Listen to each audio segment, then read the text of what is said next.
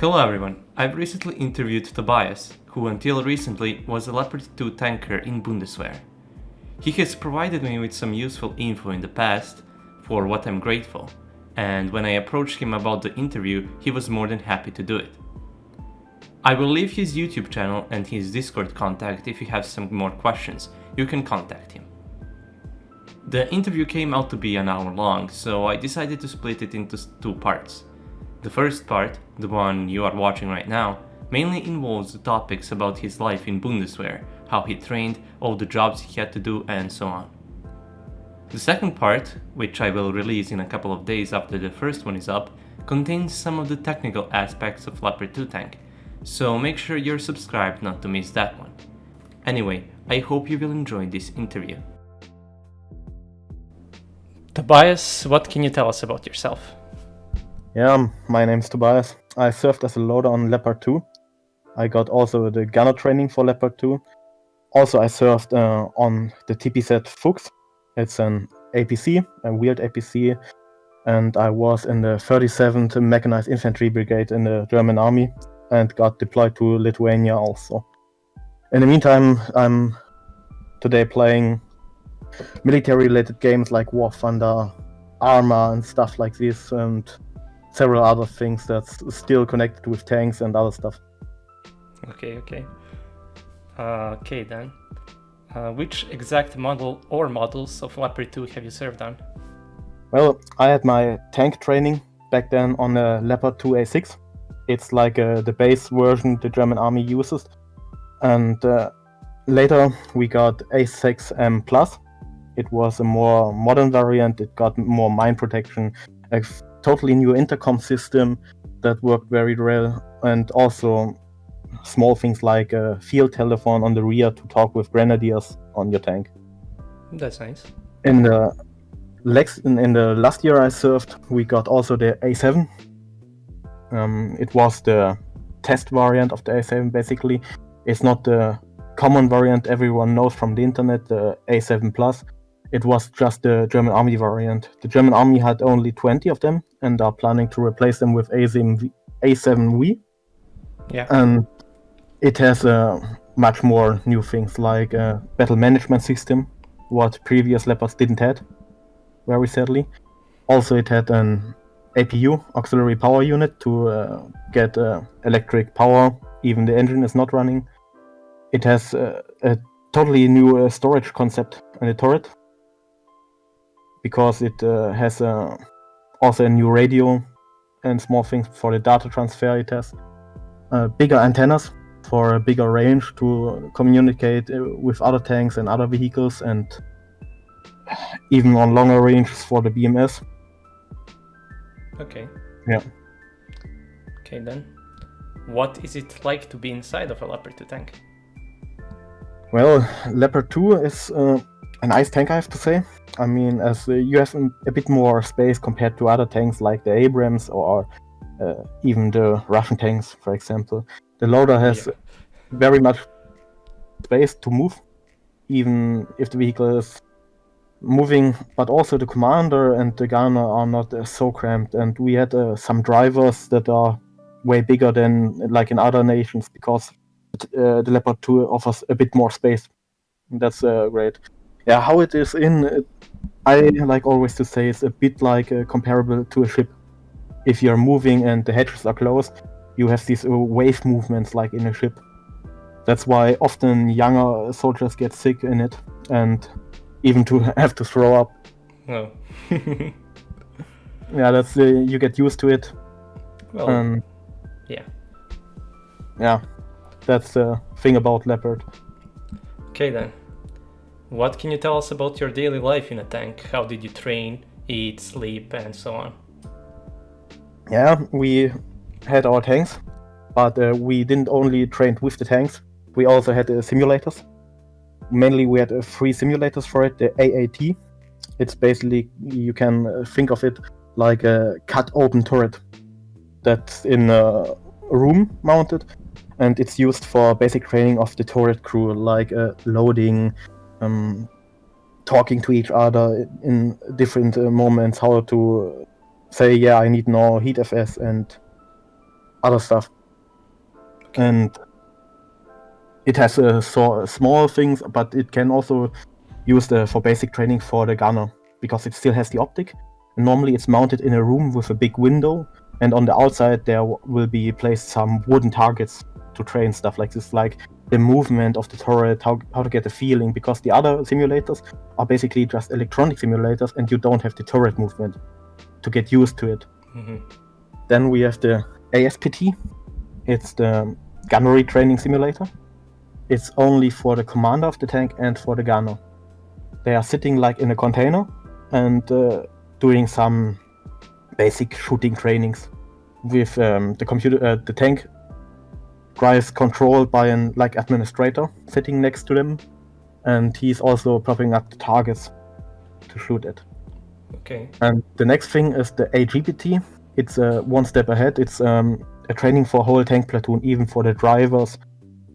So basically, the whole tank crew sits in a container, even the driver, and they are working together like in a giant multiplayer game, like you think of Arma or Steel Beast even. And you're doing their more tactical trainings, like how to move and stuff like this to prepare. Okay. Then with real tanks, we normally had around 4 trainings per year, bigger trainings that took around 2 weeks, where we drove to a training area by train. And there were many things trained, like the basic shooting, for example, of course, but also how to move in terrain, how to get a feeling on terrain, small maintenance things and stuff like this. Mainly it's a training for the movement, I have to say, like how you go around corners in forests and stuff like this. It's a very important thing to train. Yeah. Then there are also training facilities without shooting. For example, the Gütz, it's called in Germany. It's basically a giant training facility with over 30 kilometers length, where you train with a laser tag system. Mm-hmm. So I would say you train against a special unit for it, like an OP4 unit, and you can train different situations like defending, attacking, retaking positions and stuff like this, mm-hmm. to get a feeling. What you don't get by shooting with live ammunition, because with live ammunition you only shoot at stupid targets. Yeah, you don't want to shoot at your comrades with live ammo. Yeah, and this is not an active tank that tries to get into positions and stuff like use cover, and for this there are special trainings. Okay. Then, also it's important that in these trainings you were combined with other units. For example, there's a difference of just training with the tank, like doing shooting and stuff like this. And these bigger trainings is working with everything together. Mechanized unit can offer, like JTAC, for example, for calling out artillery strikes. Mechanized infantry, of course, because mostly the tanks are operating with them. Engineers, clear out mines and stuff like this to get a feeling, because we had often the problem that many newer officers from mechanized infantry and even engineers didn't know what a tank is capable of. Okay. And they also need to get a feeling, how fast is the tank, how can it move, mm-hmm. what can it overwatch, and what can it not done. That's the most thing the people have to know. Because many things that the tank is like a joker you play in the game, and now we are winning because we have a tank. Yeah, that's also with the combined arms. Yeah, that's good. Yeah, what also important is, I think, is when we train, not only NCOs and officers train newer recruits, but also long-serving rankers who are served sometimes over 10 years on the tank. And they can often tell younger soldiers better how to work on tank, like a new NCO who's joined only 2 years ago, for example. Okay, that's good. Yeah. Also, in front of a big training, we prepared the vehicles itself for little things. Like, for example, we camouflaged it. We put camouflage nets on it. It's not just one, but several, like, for example, for the gun, for the hull, and stuff like this. We fixed it with wires we put on it. Also, much more important thing that was pretty common in our units was a wooden crate we put on top of the turret on the blast door, like blowout panel.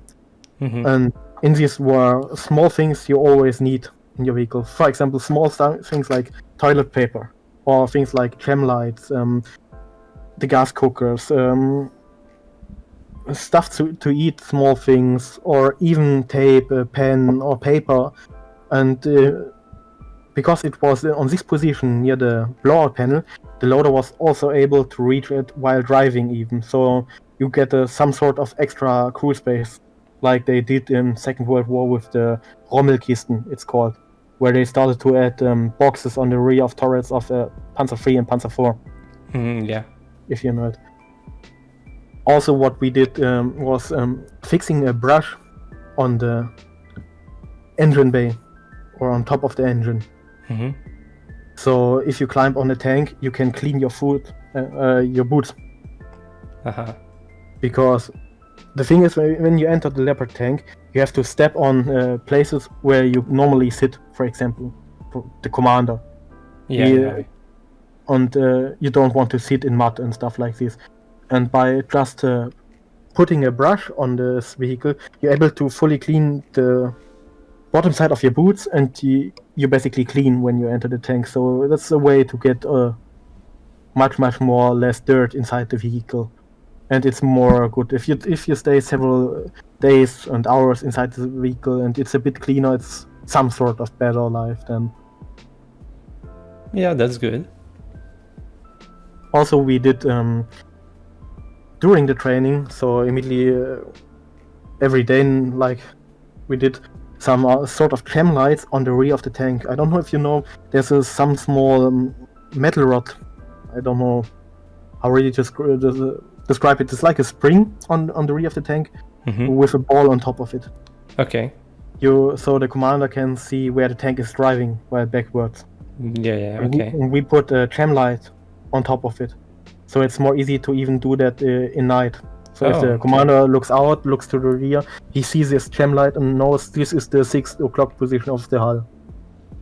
And that's those small things we did in preparation for trainings with our vehicle. I mean, there were several other things, like with the machine gun. We found out that most of the time the machine gun, the coaxial machine gun, is jamming is because the suspended belts will be extracted to the right side of the machine gun and will be guided down in a thing to catch them up. And this small thing that guides them down was too small for it. So these suspended belt things stopped going down in it, and more and more came until the gun was jamming, because it can't throw out the old belts. So we removed this part and replaced it normally with a bigger piece of cardboard. That's also one thing we did previous trainings. Okay. Yeah. Okay. About sleeping, you asked, yeah. Yeah. Sleeping depends. Normally, everyone has his favorite sleeping position. I've seen it mostly like that the driver sleeps in his driver position. I always try to sleep on the engine compartment, because in resting position the tank turns the turret a bit to the left. And on the engine compartment it's warmer, so you stay warm at night and you won't freeze. Other people like to sleep on the turret. I've seen people sleeping next to the tank. That's small things, yeah. Yeah. What was the food like? The food, yeah. Normally we got food, these MREs, meal ready to eat. They are not often that good. I mean, they are okay, but mostly we bought our own food. Okay. Like canned food. I like to buy canned noodles with meat balls, if you know them. They are always fine. And we use gas cookers, like a small protection so the fire can't be seen and stuff like this. And you make your own food if you have time. Also, we took with us often snacks and stuff like this. Small things you can eat when you have not much time. Like, for example, you have just 5 minutes time to get something. Small things like this. Okay. Okay, then, since you said you were a loader, what were some of the jobs you had to do? Yeah, I had several jobs to do. For example, normally the loader, what most people think is that the loader just reloads the main gun and nothing more. But in Leopard it's much more. You have control about the radios, so you have to change frequencies and keep them running in case they get a malfunction or stuff like this. You also have to work with both machine guns you have, the coaxial and the anti-air machine gun. You have also control of nearly the whole equipment of the crew. It lies next to you. Mhm. And for example, if the loader needs to give the commander the food, like you want to eat something like this, you have it all on your side because you have more space like than him. Other things is listening to the radio. For example, the commander has to command his own vehicle, has to keep an eye on the terrain, has to keep an eye on other tanks, and since Leopard uses 2 radio channels, it's often hard to do everything at the same time, like listening to 2 radio channels.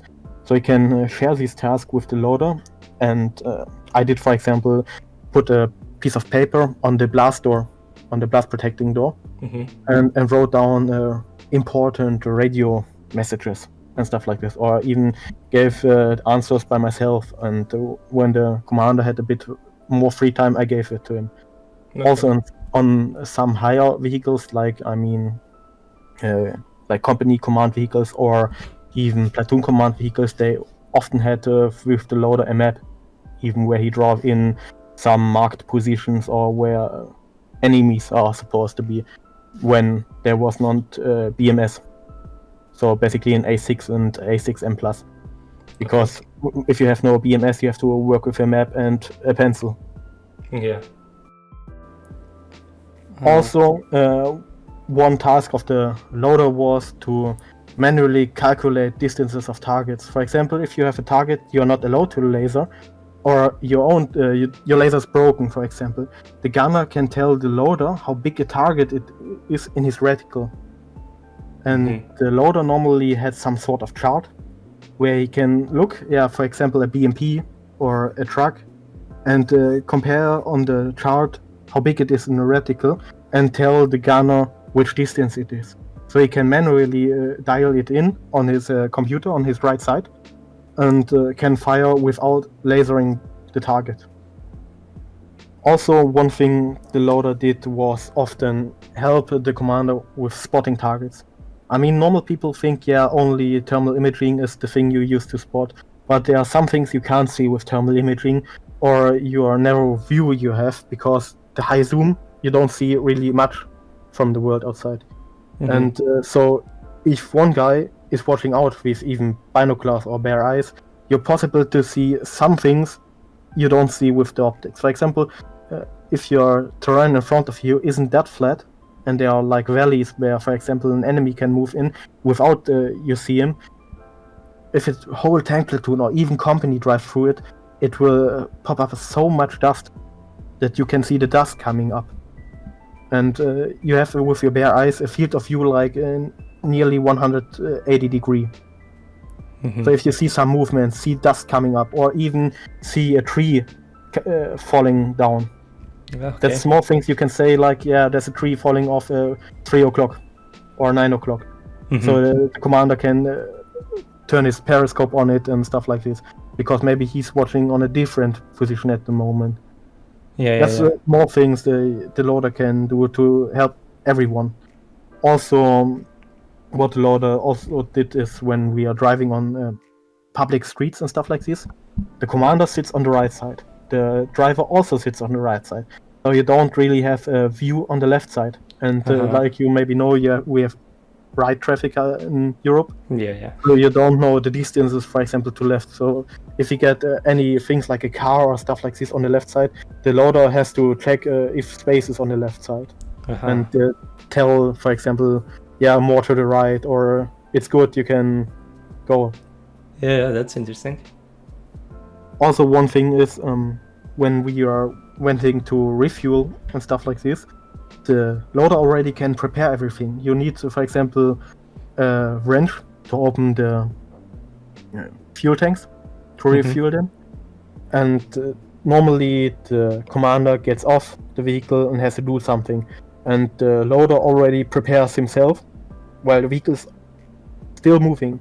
And we are stopping for refuel, and the loader immediately gets out, opens the fuel tanks, goes to the other side because Leopard has two sides, and can open it there. So the gunner normally gets also out and starts refueling the one side while the loader opens the other side. So to do this thing together.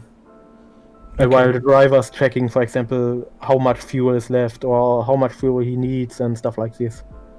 And to give the kilometers he have to write down for refueling. Okay. What kind of weapons were you issued as a Leopard 2 tanker? Yeah, we had different weapons. When I came into the army, we still had the Uzi as our main submachine gun. Later we got the MP7. As our pistol we had the P8. It's basically the German army variant of the USP 9mm. It's just a small difference with the safety switch on it. We had two pistols and two submachine guns. Also we had the two machine guns, MG3. One of them is just a normal infantry MG3 that we use for anti-air defense and close defense. That's mounted on top of the turret near the loader's edge. And inside there was a special vehicle variant of the MG3 without the stock and without the reticle for air targets. Okay. So what would you say, which one is better, Uzi or MP7? I would say MP7. Well, okay, makes sense. It's high precise, like no recoil. It's easy to control even if you go full auto. Yeah, and well, the bullet is smaller. Yeah, and it's it's more easy to carry it because it's not a giant block of steel. Okay, that's the difference. Yeah. Yeah. Okay. And what's important, the MP7 is capable of penetrating bulletproof vests. Yeah. What the Uzi isn't capable of. Yeah. Okay. What is your opinion on 4 versus 3 crew members? I would also always go with the 4 crew because, like I said, the loader, so the 4th crew member, can help all crew members, not only the commander, but also, for example, keep an eye outside. If the commander have to do something important, the loader can stick out his head and also guide the driver. Yeah, there's a stone, don't drive this way and stuff like this. And also small things like if the whole platoon is in a resting area and the commanders meet up for, like, let's say, commanding. When all vehicle commanders came together and discuss about things. With a 4-man crew, it's possible to have 2 people operating near the tank, like, for example, to camouflage the tank new, to make small maintenance and stuff, and you are still the 4th guy who's able to be in the tank, on radio, and has a machine gun for protection. Okay. So this whole platoon is always covered. And also, what's more important is the maintenance. Like if you have to do jobs like changing the track, if the track comes up. In every hand you have more is good. Yeah. I mean, there are some downsides of the loaders, like an auto loader will never get tired. It can it can load all the way at the same time, but a human loader can also make, for example, if the machine gun is jamming, it happened a lot if you fire a lot, and the loader is capable of fixing it while the rest of the crew is doing their normal job. You don't have to stop, you don't have to get some other guy in it, and so that's fine, I think. Okay. What are some of the most memorable moments from your service? Yeah, there were several moments. I mean, during one training, there was a situation we were driving around to get newer recruits used to the feeling of being in a tank while driving crazy courses on our training area. And it was nearly end of the day, and we were supposed to drive back into the barracks. And it was only 30 minutes left. It was middle of the night, and we are driving up a steep hill. And in this moment, the track came off. And everyone knew, oh no. And we called the whole platoon in, and everyone knew, yeah, this day will be a long day. And we came in and had to fix this track, get it back on. It was a hard job. Yeah. I can imagine. Yeah. Another thing was basically my first training I had. We had to load our tanks on a train car for rail transport in Germany, and normally you do this on rams made of concrete in Germany. There are special rams for military vehicles, but in this train station wasn't something like this. So they built up a metal structure to load tanks on the freight cars. But sadly, this rail track was curved at the end, and the train car was standing a bit angled to the ramp. So the first tank who drove on the rail car was nearly falling off. So the driver of our armored recovery vehicle, the Büffel, had to step in and lift the tank up with his shield he has in front of it. That was also a very memorable thing. Okay then.